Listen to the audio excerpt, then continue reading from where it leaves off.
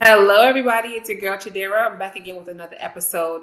So today we are going to be talking with a sales professional by the name of Yomi. We're talking about empowering entrepreneurs with proven sales technique. So as you know, as we do it, I will be bringing on our amazing guest today. Hello, Mr. Yomi. What's up? Welcome, welcome.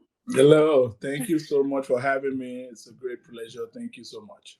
Thank you for being here as well. I know you're super busy on a Sunday and it's like the holidays tomorrow. Everybody has something going on, right? Cookouts and Absolutely. everything. But as hmm you just mentioned earlier, you don't get any days off because you're in sales. No days off. No days Oh, off. that just sucks. So, Yomi, tell us a bit about yourself. Let us know, about what you do, who you are. Yeah. Hi everyone. My name is Yomi Busari, and like the great hosts rightly introduced me, I'm a sales professional. I run a team. We sell solar energy in like 18 to 23 states in the country. So yeah, pretty much helping the government reach the mandate, which is to eradicate and eliminate carbon footprint. And without people like us, it will be hard for us to get the word to the public as as much as it is, because people have different misconceptions. So people like us put ourselves in the front of people, like we're in the frontline work, like the Yes. military, Yes. to put ourselves in front of people and give them information, see how we can be beneficiary to them as well, and not just the government, because the government can push anything, right? So that's pretty much what I do. I have a little bit of background here and there in multimedia. I have my first degree is computer networks and cybersecurity. Some people wonder why I am in sales, but life has it, and I'm here now. Awesome, awesome. So tell us, share with us your background. You shared a little bit of where you're coming from and things of that sort, but can you talk a little bit more about what got you into the area of sales, especially coming from the tech world that you're coming from, and especially with solar, because I think you're a solar, right? Yep, I'm in solar, right? Morning, night, and and Morning, day, and night. morning, day, and night. I'm in solar, but I think I found myself by divine connection because I was introduced by a friend. I actually own solar in my house, the house that I was previously living, and someone was like, "Oh, this, do you want to look into it?" And I'm like, "But of course, with me having, like I said, my first degree is computer network and cybersecurity. That's my American degree. Like my Mm. degree back home in Nigeria was mass communication. So I majored in advertising and public relations. So while doing that in Lagos State University, before moving to the United States, I didn't even realize that I was training myself for communication, for proper communication, for sales, for advertising, and I also worked in with advertising agencies a lot for almost a decade in Nigeria. So doing radio jingles, advertising, writing scripts, and all that stuff, I did that for like a decade. So that helped me to really understand how to pave my ways in terms of getting my words out there, you know, making the thing known to our community. So that was how I got into sales, and we've been doing that ever since. So you do have this podcast. Let's talk about the podcast because that's how I met him, guys.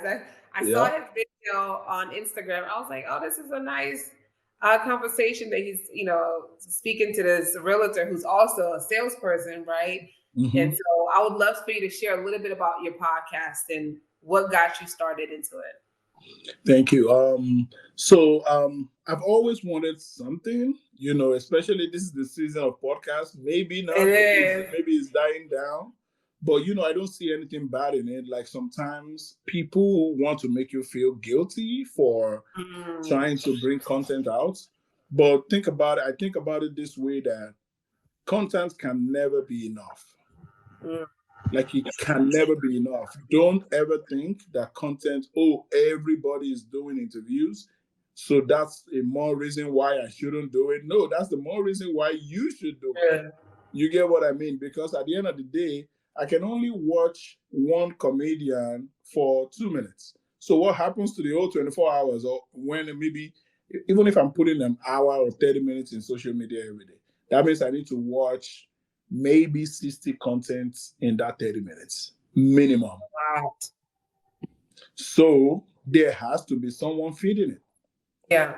And also when we try to control what people put out there, we say, oh, the people from the left and people from the right are contaminating the country, they are doing these crazy things, and we're seeing the people from the alphabet letters promoting themselves. And that's just what comes to my mind. Like Yeah. everybody's promoting themselves and you're complaining because maybe you don't belong to whatever they believe in.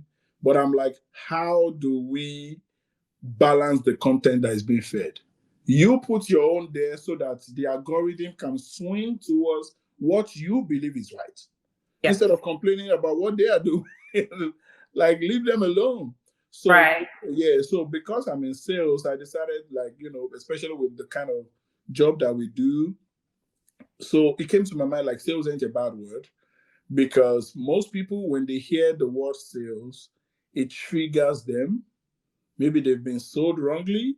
Maybe they heard, because most people haven't even had an encounter with a salesman, like Yeah. one on one, but they just feel triggered. Like, oh, this Yeah. person is trying to sell me. When you smile too much, they think he's trying to smile to sell me. When you do this too much, they're like, okay. So I'm like, you don't have to buy, just listen. You understand? There's an information out there for you that someone has to come and sell it to you. Mhm. You understand? So I named it Sales Ain't a Bad Word, so that when you see a salesman, it's not a bad word. Give Yeah. them the time, show them reception, and you might be able to learn one or two things or gain one or two things from it. And like I always use this analogy, like use an Elon Musk, for example. He sold an idea of a Cybertruck. Is one of the biggest salesperson in the world, if not the richest person in the world. He's a salesman. People don't know. People think he's in tech, but he's in the world of sales. Yeah. Someone told you an idea of a cyber truck 3 years ago, and you bought into it and you put your money into it without knowing when it's gonna come. Isn't that crazy? Yeah. He just sold the idea to you. You get what I mean? So Yeah. that's the way that I looked at it. That's what's up. That's what's Mhm. up. And yeah, I know you're doing a lot with your podcast, and you guys definitely check him out on YouTube, on Instagram. But today we are talking again about empowering entrepreneurs in terms of, with proven techniques for sales. So, Mhm. what are some of the most effective sales techniques that you have learned through your years in working in the sales industry, and you've applied throughout your career? So, like we all know, most people in sales, they probably would have heard this before. People buy from who they like. Mm, You understand? Some people don't have heard the privilege by people telling me it's solar. People have told me, but your means you come. They didn't even hear what I was saying. yeah, And like most of the time, I've told new guys coming in when I'm doing my training and all that, I'm like, sometimes I put myself in the customer's shoes. Like I meet you today, I start talking to you about this idea, about this product called solar. And by the time we're done, you're signing a $70,000 deal. You get what I mean? So sometimes I put myself in their shoes. So I am very patient. It's a big technique. Be patient with your customers. If they want to sign that document, tell them, I know you're going to sign. Hold on. I want to still explain this to you. They can feel your energy. You understand? I'm like, oh, I know you want to sign. I know you love it. I know someone introduced you to me because they've seen a proven record of that, what I'm selling. So you just don't even want to hear. I don't want you to be impulsive. I still want to tell you this, this, this. So it loses people's guard when they know that, yes, I was already interested in it, but now this person is interested in me knowing this. So be very interested in your customer. Right. Everyone is important, but the most important person on the deal of the table is your customer, or the deal table, the deal of Yeah. you understand what I mean? On the deal Yeah. desk is the customer. So take your ego aside, take whatever you believe aside, and just keep quiet sometimes. And Yeah. also, like we also know, one of the major techniques, who, like right now, you are the one in control of this show, even though I'm the one talking. Ask me why. Because you're the Right. one asking the question. Yes. So don't be the salesperson that talks a lot. Don't talk, especially Nice. when you're selling the products.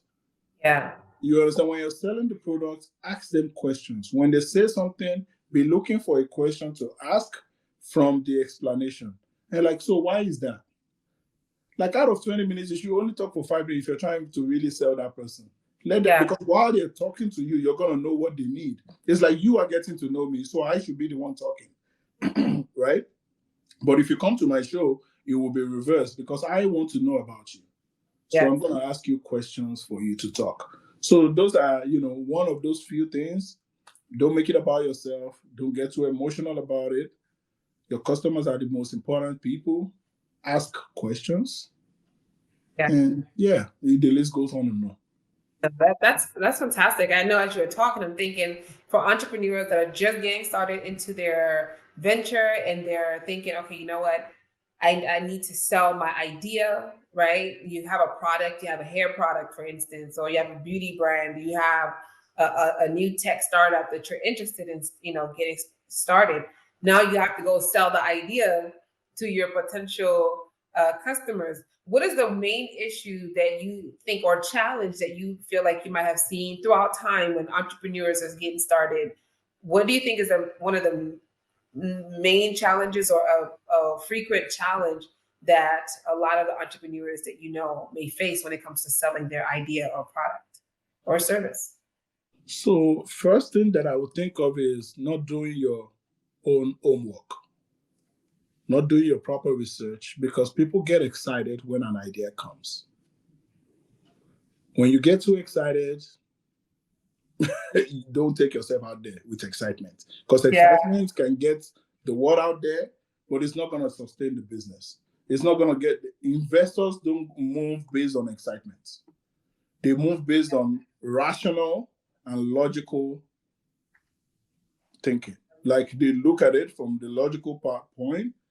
When you're coming with excitement, they tell you slow down. So exactly. So because like I tell people, sometimes I hold on to my sales when I'm talking to customers without too much talking towards technicalities of what the panels are made of, what the inverters are made of, because they might ask me questions that I don't know. Because some customers know more than you. Yes. Don't So some people want to go into hair products and you want to sell something, since you mentioned beauty products, and you're going to someone to talk to them about beauty products, and you don't even know that that person studied cosmetology or something in school, and you Yeah. didn't even study. Yeah. You are just a passionate entrepreneur. Yeah. If you want to act like you know too much to that person, then your secret is gonna be it's gonna be They'll made known see that you. I Yeah. think this person doesn't really know. Then it ruins your credibility. So most of the time, don't be too excited. Talk in the confinement of what you're saying. If and also don't underestimate the power of a team. There's nothing that even though I don't really talk on technicalities, if people ask me for technicalities, I'll tell them, oh, hold on, give me a second. I have someone on my team that I can call. This is a question that this person customer is asking. What do you think that is? Oh yeah, and I put the phone on speaker. They know that I have the network, so Yes. they trust me, but I'm not pretending or impersonating like I know everything, which also makes people human, right? You Yes. understand? It makes them feel like, okay, he's not trying to tell me something that is not. So Yeah. I can believe every other thing that he tell me he is. Wonderful. And I love that you mentioned the word credibility because credibility, trust, they all go hand in hand. And as a person who is selling to anyone, as a business owner, as an entrepreneur, as a salesperson in this in the solar industry, credibility and trust is really essential to acquire when you are dealing with your potential customers, your prospects, and things of that sort. And Absolutely. I heard you mention you're Nigerian, Yes, I am. apart from your name, obviously, right? Yep. Yeah, and as a Nigerian, as a Niger person, how has the culture, our culture and background influenced your approach on sales and business relationship? I mean, I always tell people you might not like Africans, but I love Africans. If you take Africans from America right now, I'll be dead broke because those are my customers. Yeah, And I tell people Cameroonians are dragging the number one place with Nigerians in terms of my customer base. yeah, in the solar industry, In right? the solar industry, they Mhm. buy from me a lot. You understand? Like I can put them on almost the same ratio as Nigeria, as the way Nigerians buy. But bringing it back home, Nigeria has this this thing to the experience that we've learned from back home that makes us feel like, you know what, I didn't come with anything anyways. I might as well just lose everything. Like, let me just give Yeah. it a try. Like, I didn't come with anything. If you don't buy from me, I just take my bag and go. So I'm Yeah. I'm I'm showing up like I don't really like I'm not under pressure to sell you. Like I have food on my table. I'm just here to give you an information. If that information sells right, then we buy. And I also believe that there's a lot of people, no matter how good you are, you should be between 4:1 to 10:1. You talk to 4 people, you sell one. You talk to 10 people, you sell one, depending on what your expertise level is in that general scheme of things. But if you talk to as much people, you're going to sell. You understand? So that's the mentality of a Nigerian in terms of numbers. We understand the power of numbers. Yes. You understand? So which is a big plus. And I also think, me as a Nigerian myself, I don't know, there's this fearlessness. I don't mind to approach anybody. If my friend was going to sell to this person, even if I don't sell, you end up either doing some kind of business with me in some other way. There's this fearlessness that I don't know if it's because of the way we were brought up in the environment that we're brought up. We are, most of us are brought up, especially if you're raised back home. Mm-hmm. It can be a little hostile, you know what I mean? It's a dog eat dog world, but Mm-hmm. that can toughen you up as well in so many other areas of life. And you can leverage those skills and knowledge and qualities that you have, built and enhanced as a Nigerian in the sales industry. So it's definitely helped me with being very fearless to an extent. I need to Mm-hmm. continue working on my risk taking, and that is more of a confidence thing in my own ability and competency, right? But that's Mm-hmm. something we're always refining and things of that sort. So that's great. I mean, we always keep refining. That's why we still go for conferences with you. We still watch Yes. videos. We still listen to people. So there will always be things to learn. Sometimes I'm like, am I too aggressive in my approach? And some people will be like, oh, I like you. You're an aggressive salesman. Some people will be like, give me some time. So sometimes it's just to find a fine line. We're still Yeah. learning. We're always going to be learning. For sure. Yeah. Now, when it comes to that's a great advice you just mentioned, which leads me to the next question of advice for entrepreneurs, right? What key advice would you give to an entrepreneur listening to this right now that is looking to improve their sales strategies and grow their business? So take yourself out of the equation. Oh, I'm not a social media person. Can I cuss on this show? Yeah, you can. Like, oh, I'm not a social media person. Like, that's bullshit. Like, post your content. Like, how do you expect people to know? Like, whether you're a social media person or not, okay, hire someone. See it as a priority. Let people know what you're doing. Like, Yeah. I have several businesses that I tell myself I give them an 18-month strategy. When I first started with solar, for 18 months, I was all over the place. Mm. So after that, I built another thing, another business that I'm doing, my multimedia business, because that has always been something. So I own a studio. Another 18 months. Yeah.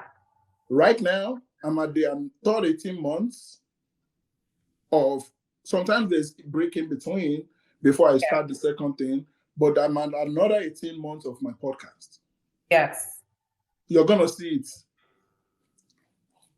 Do you understand what I mean? Like, people need to see what you're selling. There's a reason why a Rihanna, a Beyonce, their first 10 years, they dropped maybe 100 songs. Don't look at them where they are right now because they don't really post on social media anymore, or because they released They've songs earned for that. 3 They've earned years. that stage. They've they've had that stage that they were like, boom, boom, boom, boom, boom, boom, boom. You must hear me by fire, by force. Let's do the Nigerian way. Like, so, always put your work out there. Be positive to feedback. And as a matter of fact, look for feedback. Listen. They don't have to say it. Just watch. When someone hits your food, look at their face. How did they look? Was it like, even though they're not talking to you, watch them, because someone is going to give you what you need, what you want to hear. It might not be verbal, it might be a reaction. Sometimes people say reviews, but reviews can be bought. So reviews can be targeted, because your competitor can go sponsor someone to buy the bad review. And I also ask people, how many times have you gone to a fancy restaurant that is good and you love it? You might go back there, but how many times have you gone online to go write a review? That's true. Very little. But when something goes wrong, even if that's your number 100 time, and it goes wrong one time, you're gonna go on there and say, they used to be very nice, but today I had the worst experience. You can't even. That's me with Swahili Village and Beltsville.